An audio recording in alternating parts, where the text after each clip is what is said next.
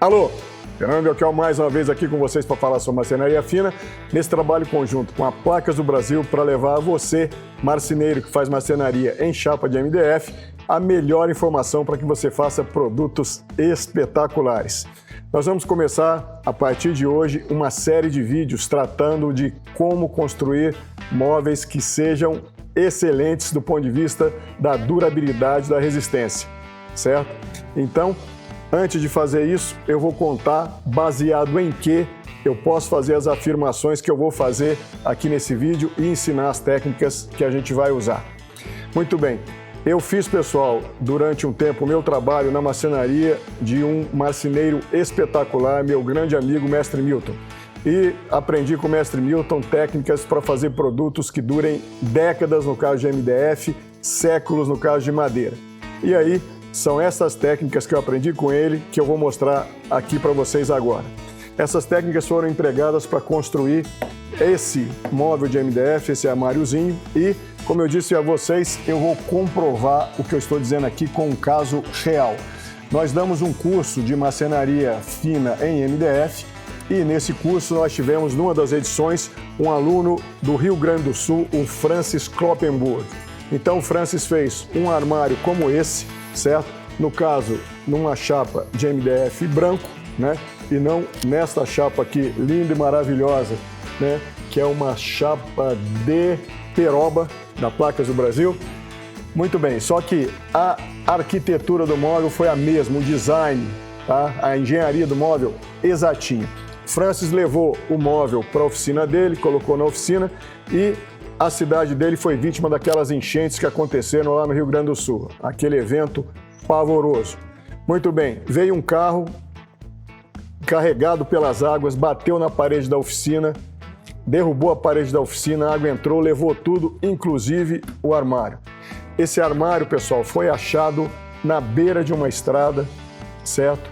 Inteirinho, de pé, tudo funcionando.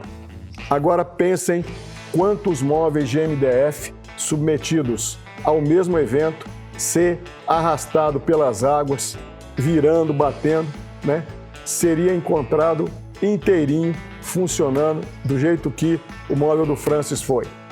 Isso só foi possível porque foram usadas as técnicas que a gente vai ensinar a partir desse vídeo. E essas técnicas, elas garantem que vocês escolham a espessura correta da chapa de MDF.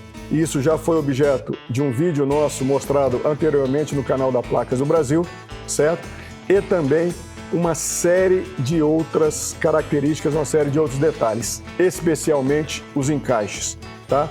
Então, a gente vai ter, como eu disse, uma série de vídeos. O primeiro deles vai tratar do encaixe de rebaixo, certo? Encaixe de rebaixo que a gente usa para fazer a ligação entre as laterais, né, ou flancos ou fiancos, não sei que nome você usa aí na sua região, tá? A base e o topo da caixa, né? É isso que a gente vai ver a partir de agora. Como é que a gente executa esse encaixe? Então, nesse vídeo a gente vai fazer do encaixe de rebaixo, depois a gente vai falar do encaixe para o fundo e depois um outro vídeo, um encaixe de divisórias e, por fim, uma comparação entre uma estrutura montada pelos padrões habituais e uma estrutura montada com as técnicas, os encaixes, o tipo de montagem da caixa, da estrutura que a gente usa, tá? Então, mão na massa, vamos mostrar como é que a gente faz o encaixe de rebaixo entre laterais, topo e base.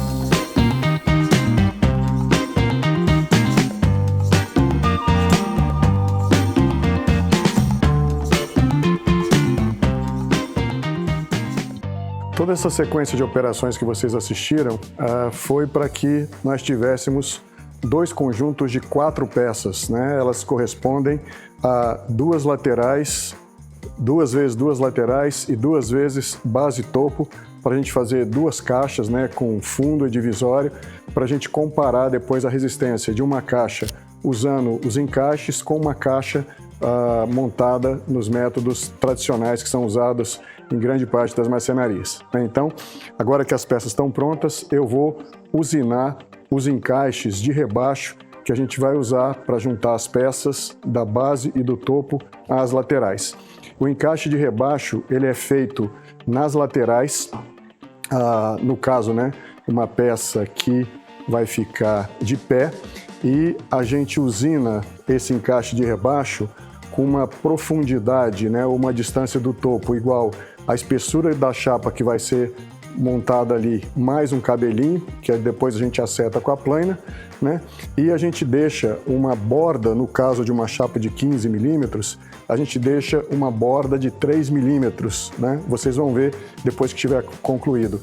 No caso da chapa de 18 milímetros, né, ou superior, a gente deixa uma borda de 4 milímetros. Eu vou agora fazer a troca do disco, né, colocar um disco que tenha uma largura maior para que eu possa fazer a operação mais rapidamente. Eu estou agora com um disco para fazer rasgo de gaveta montado aqui. Ele tem uma largura de corte maior do que o disco que a gente estava usando na outra máquina, né? Então isso vai me permitir fazer menos operações para usinar o rebaixo das laterais. Eu vou fazer agora o acerto da altura do disco, para que deixe aquela aba de 3 milímetros que eu havia mencionado, e também qual ponto aqui ele deve cortar para que a distância aqui seja igual à espessura da chapa mais um cabelinho, para ter um excesso para a gente acertar depois com uma plaina. A altura aqui tá com a altura do disco está me dando os 3 milímetros de borda que eu preciso, e agora eu vou acertar a distância aqui, né, quanto eu vou sangrar. Então, como é que eu faço isso? Eu coloco aqui a peça encostada no disco, trago aqui o batente, zero o batente, e aí eu venho com a espessura da chapa, coloco aqui e vou acrescentar um cabelinho, né? Essa folha aqui, ela deve ter algo em torno de uns 15 centésimos.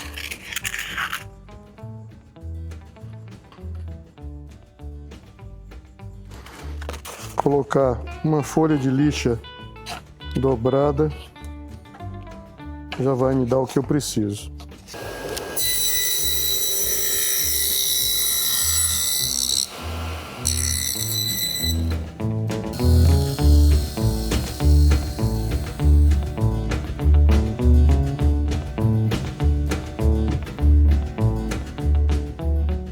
Então, pessoal, tá aqui o resultado, né, do encaixe de rebaixo, né? Aqui tá passando um cabelinho a borda, conforme eu havia dito, né? Isso aqui a gente acerta na plaina, né? E o encaixe está aqui, né? E aí, no próximo vídeo, a gente vai ver o encaixe de rebaixo para o fundo. A gente vai explicar como fazer o encaixe de rebaixo para o fundo, para que o fundo se constitua também num elemento de amarração, de travamento da caixa, para que a caixa fique super rígida e tenha muito mais resistência do que as caixas que são montadas tradicionalmente por aí, tá bom? Então é isso. Qualquer dúvida, coloque aí nos seus comentários. E então, vamos juntos?